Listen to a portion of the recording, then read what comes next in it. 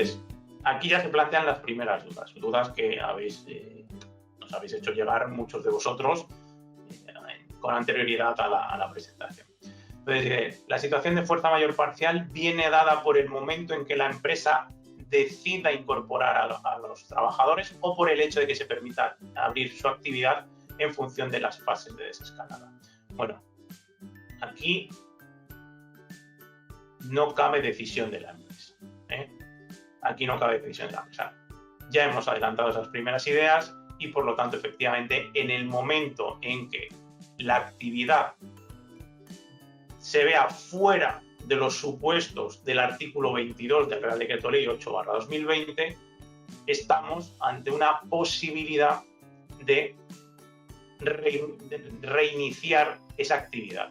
No sabemos si de manera completa o de manera total, pero sí existe la posibilidad de reiniciar la actividad. Y ojo, porque la actividad empresarial, pues podríamos hacer alguna matización, pero en principio la actividad empresarial va a ser única. Si yo tengo un establecimiento de hostelería, pues yo entraba hasta la fase 1 de la desescalada, entraba de lleno en el supuesto de fuerza mayor, tal y como lo definía el Real Decreto Ley 8/2020.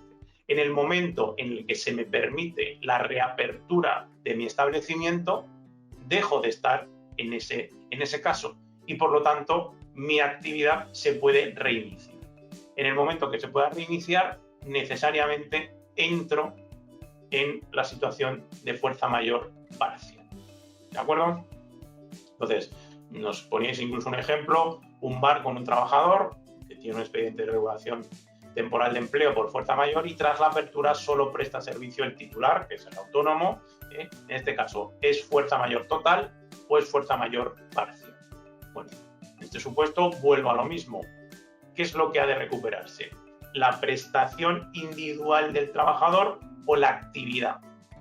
Indudablemente, el Real Decreto Ley nos habla de actividad empresarial. La actividad empresarial ya ha sido objeto de recuperación y, por lo tanto, estamos ante una situación de fuerza mayor parcial.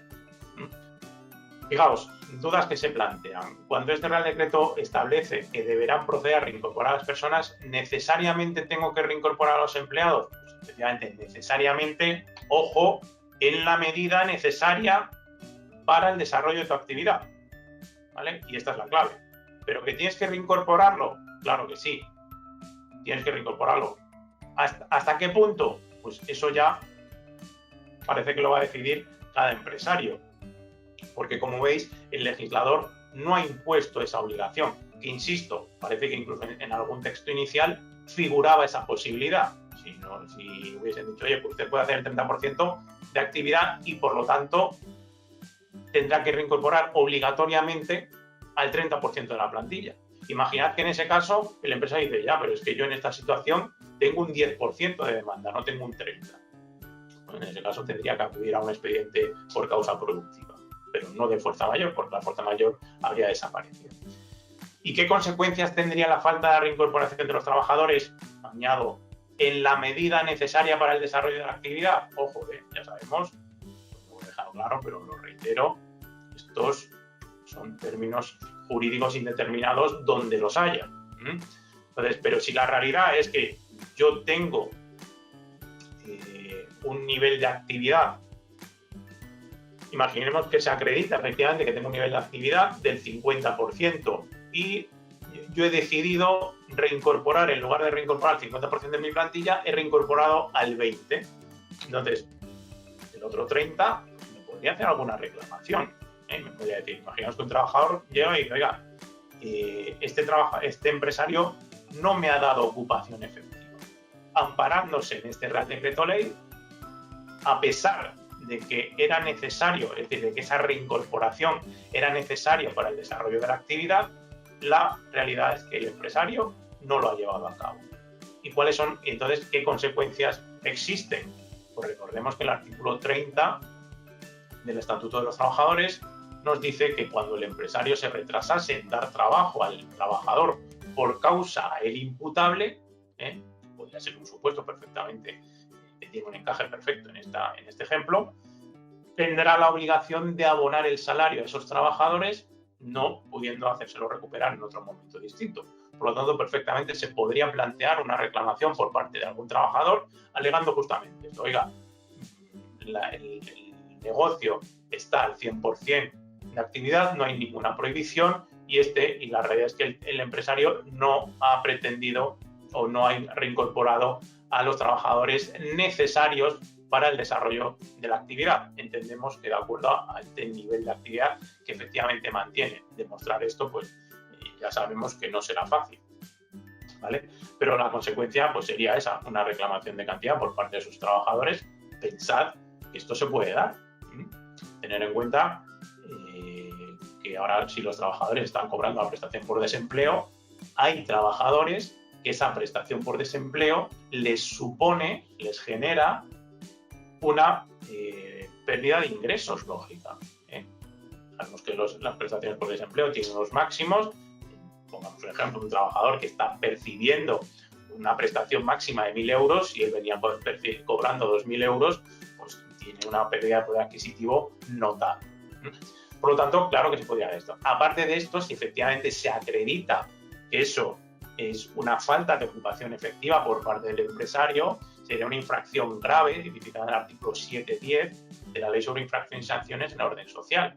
Es sancionable con multa de 626 a 6.250 euros. Por lo tanto, estas realmente serían las consecuencias de esa falta de reincorporación de los trabajadores, eso sí, con el matiz importante, y aquí vendrá el problema de la prueba y la discusión, llegado el caso, en el acto del juicio seguramente, pues de ver si efectivamente procedía esa reincorporación porque era necesaria para el desarrollo de la actividad o, por contra, no era necesaria para el desarrollo de esa actividad. Y si vamos un poquito más allá, pues llegamos a la tercera de las preguntas. ¿Y qué pasa con las empresas que no quieren abrir en la desescalada porque consideran que no es rentable? Esto es muy importante. Yo creo que la pregunta lo dice en sí mismo. Oiga, yo no quiero abrir.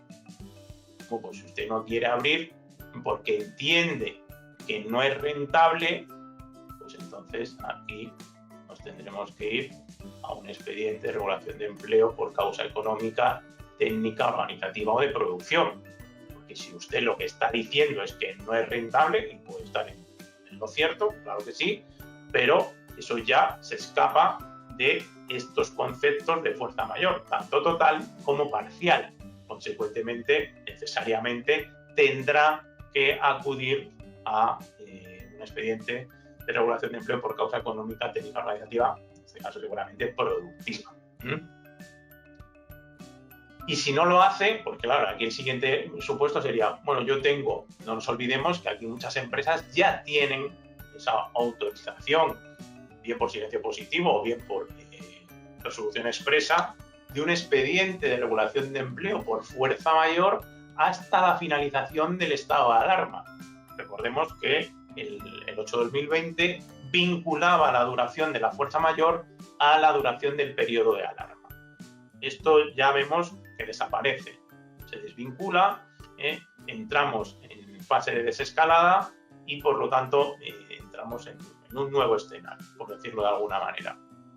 Entonces, ¿qué sucedería con este mismo empresario que dice, bueno, yo no quiero abrir y como no quiero abrir, no voy a abrir y yo no voy a mover ficha? Porque mi realidad es que yo tengo un expediente de regulación de empleo autorizado por fuerza mayor hasta que finalice el estado de alarma.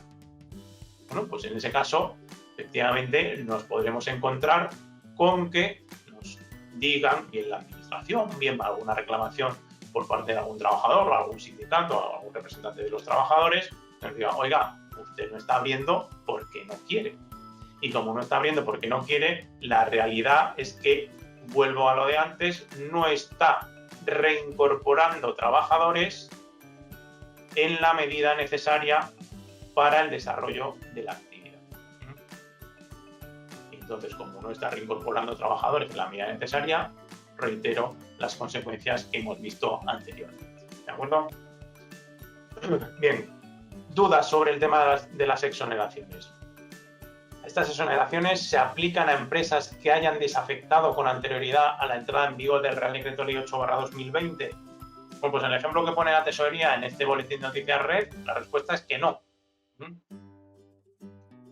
la tesorería que hace una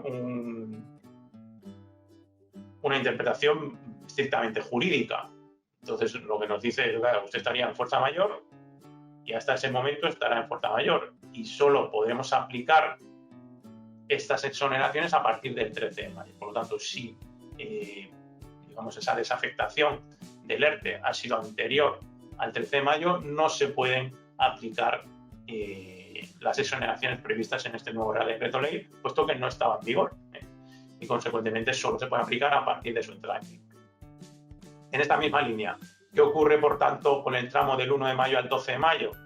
Pues que efectivamente, insisto, de acuerdo a la interpretación dada por tesorería, recordad que es cierto que la norma nos habla de cuotas de abril y luego ya nos habla de cuotas de mayo, por otro lado. Por lo tanto, a lo mejor esto es algo que no descartemos que la tesorería haga otra interpretación o que se lleven a cabo algunas matizaciones que pueden ser relevantes a estos efectos. Pero a día de hoy, desde luego, la interpretación que ha hecho tesorería efectivamente es que del 1 al 12 de mayo, si estábamos en esa situación de fuerza mayor, pues aplicamos los porcentajes de exoneración que estaban previstos en el Real Decreto Ley 8/2020, que son del 100% y del 75%. Y solo a partir del 13 de mayo entraremos en esa nueva situación, dependiendo de si estamos ante fuerza mayor total o fuerza mayor parcial.